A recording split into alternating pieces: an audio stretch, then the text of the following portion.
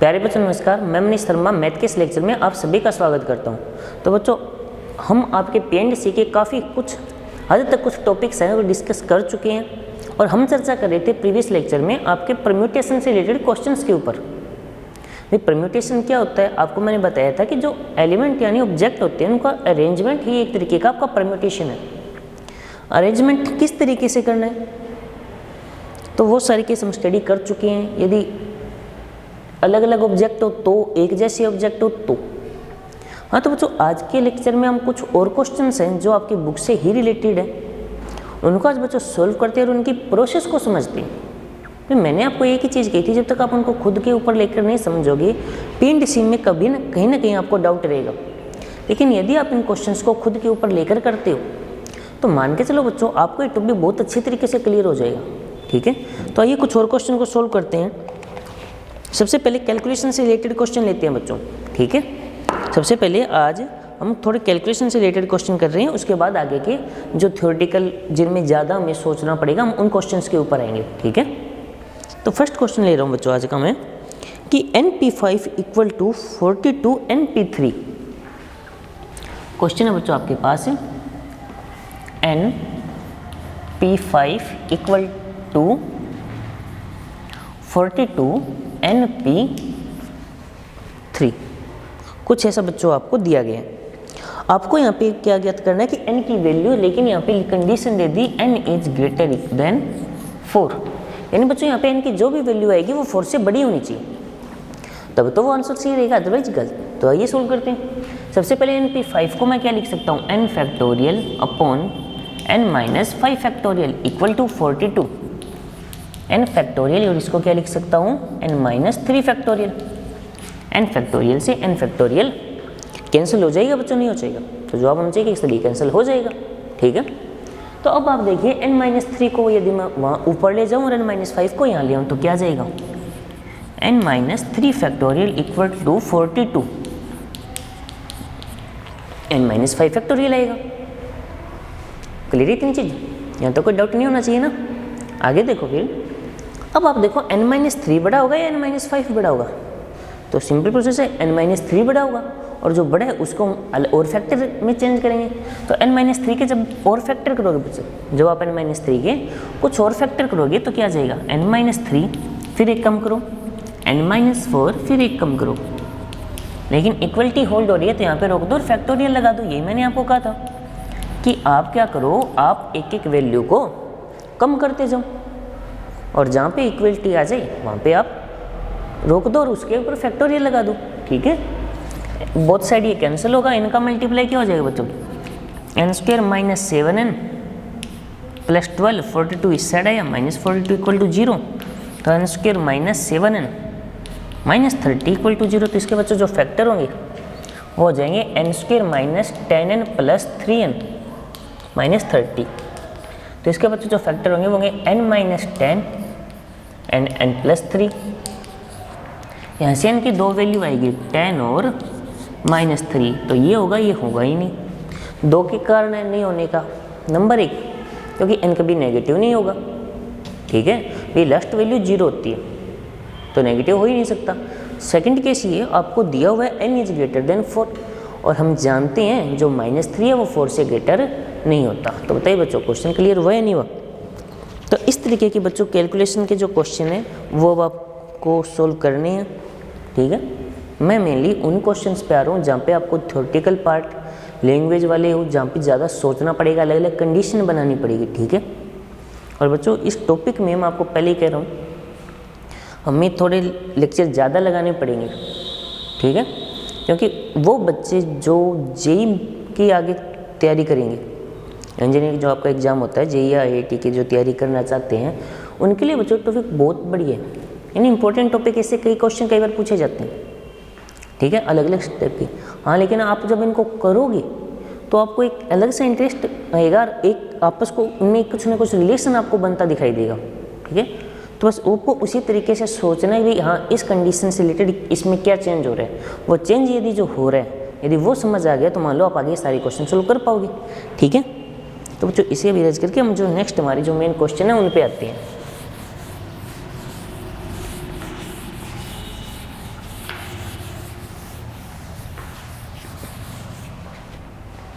Question देखिए बच्चों, पढ़ रहा हूँ कि DAUGHTER, आपको एक नाम दिया बच्चों, DAUGHTER,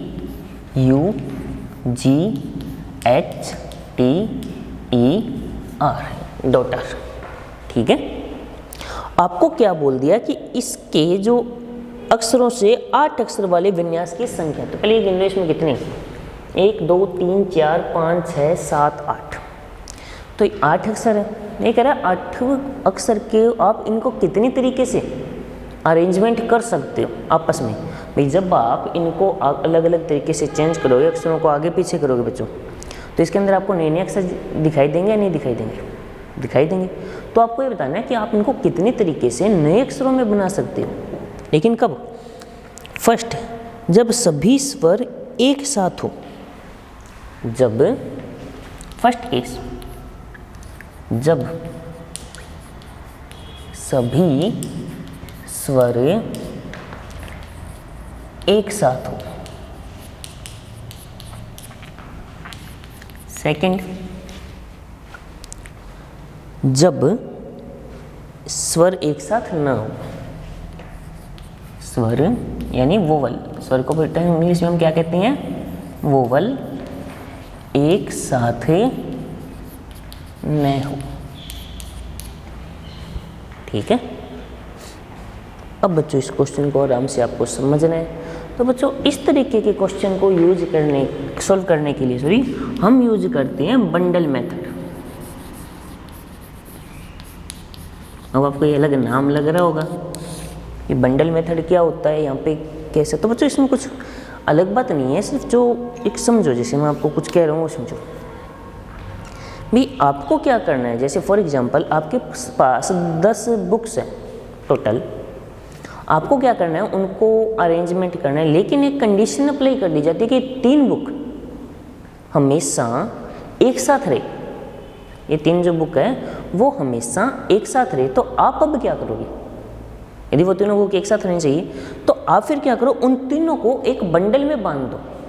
आप उन तीनों को क्या करो, आप उन तीनों को एक बंडल में बांध दो, क्योंकि जब आप उनको बंडल में बांध दोगे, तीनों को एक साथ बांध दिया, तो फिर मैं उनको कोई भी बुक उठाऊं तो बंडल पूरा ही उठाना पड़ेगा ना मुझे। जब मैं उन तीनों में से किसी को भी उठाऊंगा तो उठाना तो वो पूरा बंडल ही पड़ेगा, यानी वो तीनों की तीनों प्रत्येक कंडीशन में एक साथ रहेगी या नहीं रहेगी। कैसे समझ आ गया? तो इसी वजह से इसे बंडल मेथड कहा जाता है। यानी जब आपके पास ऐसा क्वेश्चन आ जाए कि जहाँ पे कुछ चीज़ें बोलिए कि ये 2 एक साथ रहेंगे, तो इनको आप एक साथ फिर एक गिनो, एक बंडल बना के उनको एक गिनना है आपको बस। यानी उनको जैसे 4 चीज़ों को आपने एक साथ बंधा ना, तो उनको एक गिना एक ही जाएगा, हाँ वो 4 बाद में उनका आपस में अरेंजमेंट हो जाएगा। ठीक है, क्योंकि जो मेन कंडीशन है उसके हिसाब से आपको एक ही बुक अरेंजमेंट करनी पड़ेगी। एक तो बच्चों देखो 3 बुक थी, तीनों को अलग अलग होती तो आपको अलग अलग अरेंजमेंट करना पड़ता, लेकिन बंडल में बांधने का मतलब क्या हो गया कि उस एक बंडल को ही तो आपको अरेंजमेंट करना है, तो कंडीशन तो एक ही बनेगी ना उसकी। बात समझ आई? तो इसलिए इसे बंडल मेथड कहते हैं कि जब ये केस आ जाए कि जहाँ पे कि भी 2 चीज़ें एक साथ रहेगी, 3 एक साथ रहेगी, 4 एक साथ रखनी हो, तो आप हमेशा उनको एक बंडल में बांध दो, फिर उनको सिंपल क्वेश्चन की तरह हल करो। तो यदि मैं इस क्वेश्चन को फर्स्ट केस को हल करता हूँ, तो जो अक्षर थे ये कहते हैं सभी स्वर एक साथ हो, तो वोवल है ए यू ई। कितने वोवल है? 3 स्वर है भाई। टोटल कितने वोवल है बच्चों हमारे पास? टोटल 3 स्वर है ना। ठीक है, आगे देखो, इसके अलावा डी रह गया, जी एच टी आर। ठीक है, अब बच्चों इसे आप केवल एक बार एक ही अक्षर गिनो, तो टोटल अब आपके पास कितने अक्षर होंगे? 1 2 3 4 5 6। टोटल कितने अक्षर दिखाई देंगे बच्चों अब आपको? टोटल बच्चों अब आपको 6 अक्षर दिखाई दे रहे हैं। यानी आप 6 अक्षरों को जो अरेंजमेंट करने का तरीका है वो आपका क्या होगा? 6 फैक्टोरियल। लेकिन क्या आपने पूरे क्वेश्चन को अरेंजमेंट कर दिया? ये जो आपका क्या 6 फैक्टोरियल है वो पूरे क्वेश्चन को सोल्व कर रहा है क्या? तो जो आपका ये जवाब होना चाहिए कि पूरे क्वेश्चन को तो सोल्व नहीं कर रहा, तो क्या करें? क्योंकि खुद बच्चों आप सोचो कि जो ए यू ई है, क्या ये आपस में चेंज नहीं हो सकते? भाई यदि मान लो आपको ए यू ई को बांधना हो, तो जरूरी है क्या ए यू ई की रेंज क्रम में बंधे, यू पहले हो ए बीच में हो ई बाद में हो, या ई पहले हो ए बीच में हो यू बाद में हो, इस तरीके के केस बन सकते हैं नहीं बन सकते? बन सकते हैं ना। तब वो आपको दिखेंगे तो आपको एक नया विन्यास दिखेगा नहीं दिखेगा, नया नाम दिखेगा नहीं दिखेगा। तो यहाँ पे इनको एक्स्ट्रा 3 फैक्टोरियल से आपको क्या करना पड़ेगा, मल्टीप्लाई करना पड़ेगा। बात समझ आई है नहीं? दोबारा बोल रहा हूँ बच्चों, ध्यान से सुनो, क्योंकि अब जो टॉपिक्स मैं करवा रहा हूँ वो बंडल मेथड वाले और जो गैप मेथड के कुछ क्वेश्चन जो सोल्व करने चाह रहे हैं उनके लिए क्या क्या प्रोसेस होगी।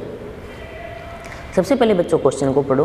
क्वेश्चन में आपको यदि कुछ ऐसा दिया हुआ मिल रहा है कि हाँ कि ये 2 कंडीशन है, भी ये 2 एक साथ रहेंगे या ये 3 एक साथ रहेंगे, ऐसा केस यदि आपको दिखाई दे रहा है तो आप क्या करो, आप उनको पहले एक साथ बंडल में बांध दो, जैसे आप बंडल मेथड करते हो, ठीक है, यानी उनको एक साथ बांध दो, फिर उनको एक अक्षर के बांधे यानी एक वैल्यू की तरीके से अरेंजमेंट करो। तो यदि मैं इसको 1 मानता हूँ तो टोटल 6 है मेरे पास, तो टोटल 6 फैक्टोरियल आएगा, ठीक है। लेकिन अब आप ये सोचो कि ये जो 3 है वो आपस में भी अरेंजमेंट होंगे या नहीं होंगे, तो एक्स्ट्रा 3 फैक्टोरियल से मुझे मल्टीप्लाई करना पड़ेगा। तो 6 factorial into 3 factorial, second part करें बच्चों अब इसका। तो जब आप इसको सॉल्व करोगे तो ये आ जाएगा 6 फैक्टोरियल होते हैं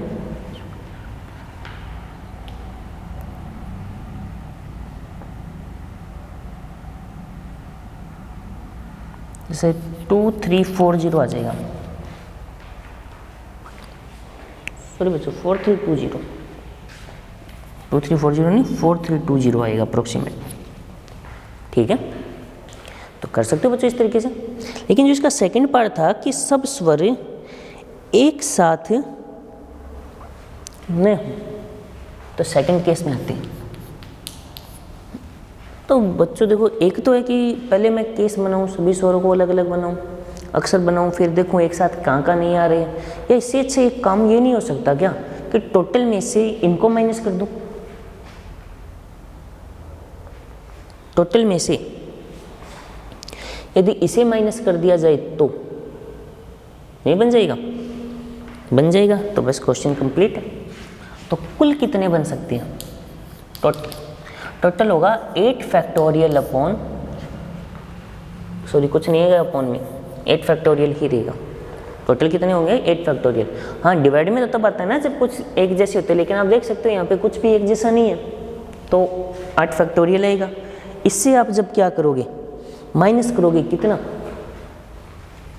4320, तो बच्चों आपका रिजल्ट आ जाएगा नहीं आ जाएगा? अब 8 फैक्टोरियल की वैल्यू क्या होती है बच्चों, ये निकालना आपका काम है, ठीक है। 8 फैक्टोरियल की वैल्यू कितनी होती है बच्चों, ये निकालना अब आपका काम है। वैल्यू निकाल सकते हो, क्वेश्चन कंप्लीट मान सकता हूँ।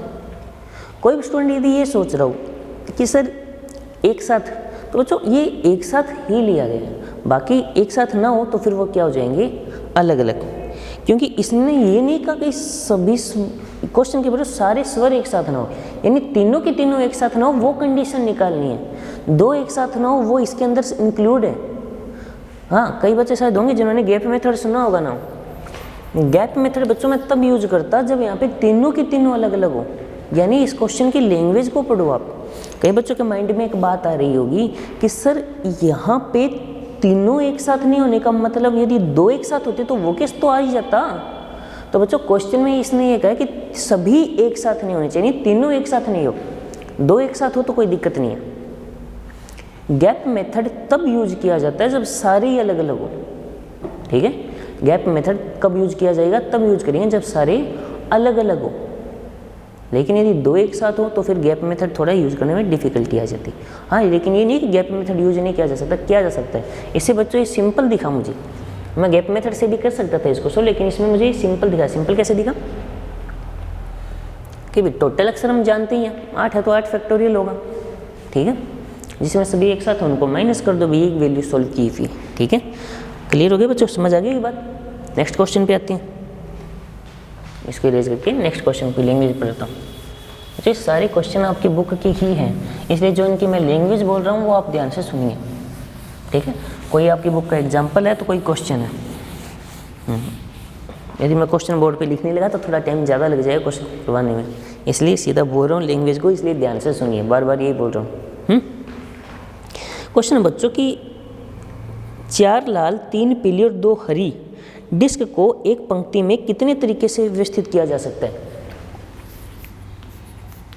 4 तो रेड है, ठीक है, और 3 पीली 2 हरी, यानी जो 3 है वो येलो कलर की है और जो 2 है वो ग्रीन है, ठीक है। कुछ ऐसे बच्चों सिस्टम है, ओके।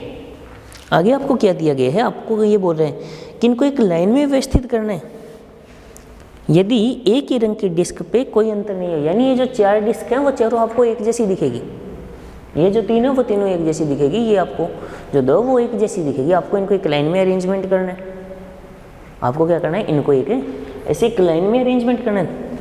तो अब सोचो, सोचने वाली कोई खास बात ही नहीं है। टोटल जैसे मान लो जैसे हमने डॉटर वर्ड शब्द वाला भी जो पीछे किया है वैसे ही कुछ नहीं है क्या, क्रम में लिखना हो, टोटल वही प्रोसेस है।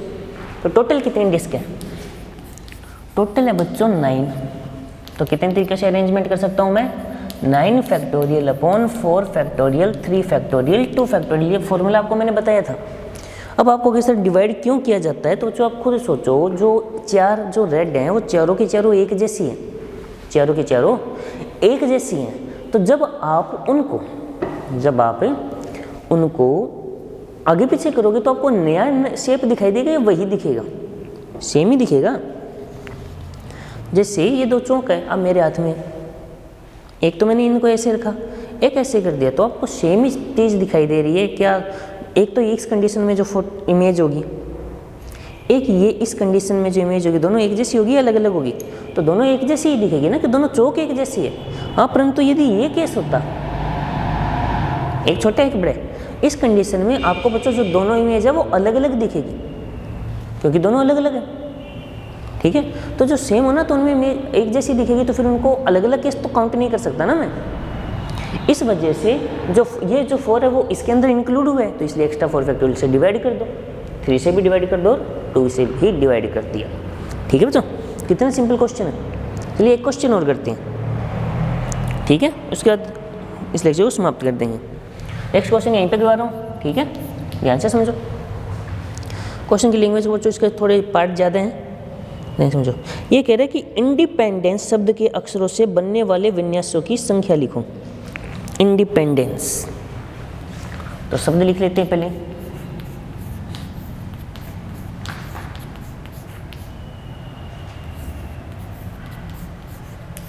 टोटल कितने अक्षर हो गए? देखो इसमें आई एक बार आया, एन 1 2 3 बार है, डी 2 बार है, पी 1 बार है, ई कितनी बार है? 1 2 3 4, ई आपका 4 टाइम है, ठीक है।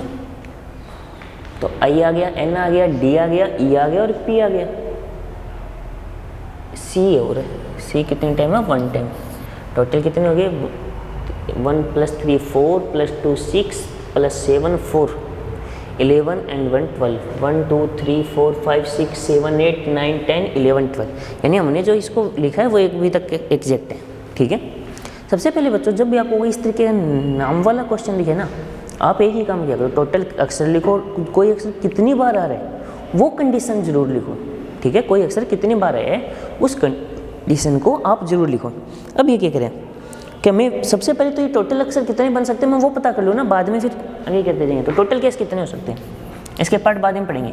टोटल बन जाएंगे 12 फैक्टोरियल अपॉन 3 टाइम है एक्स्ट्रा 3 फैक्टोरियल, 2 टाइम है एक्स्ट्रा 2 फैक्टोरियल, 4 टाइम है एक्स्ट्रा 4 फैक्टोरियल। अब बच्चों बात आती है इसको सोल्व करने की, तो सोल्व आप करोगे, ठीक है, क्योंकि फैक्टोरियल को सोल्व करना आप अच्छे तरीके से जानते हो। थोड़ी कैलकुलेशन है, मैं क्वेश्चन को करवा देता हूँ, सोल्व आप कर लेना, ओके। अब बच्चों इसका जो फर्स्ट पार्ट है वो क्या कह रहा है, ठीक है, इस क्वेश्चन को बॉक्स में बंद कर देते हैं। फर्स्ट पार्ट यहाँ से कर रहा हूँ।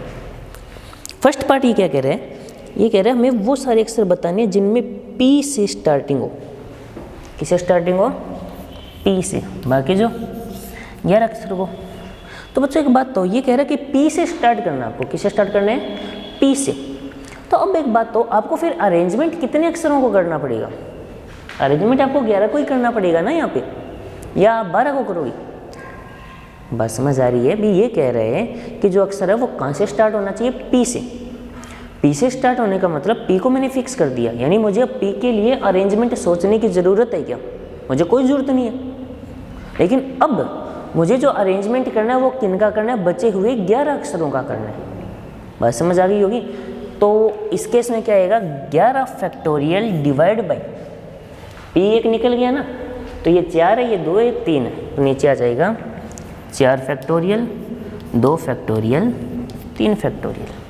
बस समझ आए बच्चों? आप ये रूल तो उन पे लगाते हो जिनका आपको अरेंजमेंट करना है, ठीक है? मैंने पी पे रूल इसलिए नहीं लगाया कि पी की कंडीशन बच्चों फिक्स है, मुझे पी का कोई अरेंजमेंट नहीं करना, फिर मैं क्यों लगाऊं बेवजह, ठीक है? पार्ट नंबर 2 क्या कह रही है? सभी स्वर एक साथ रहते हैं। सभी स्वर एक साथ, वोवल कितने हैं बच्चों? एक ये रहा, एक ये रहा, तो बचे हुए, यानी मैं ई और आई को एक बंडल में बांध देता हूँ, ये 4 और 1 है, ठीक है? बाकी जो एन है वो 3 है, ठीक है? डी 2 है, पी 1 है और सी 1 है। और बच्चों टोटल अक्षर गिनो, 3, 2, 5, 1, 6, 1, 7 और इसको एक बंडल को मैं एक अक्षर गिनूंगा तो टोटल 8 फैक्टोरियल, ठीक है? 3 फैक्टोरियल बटे 2 फैक्टोरियल।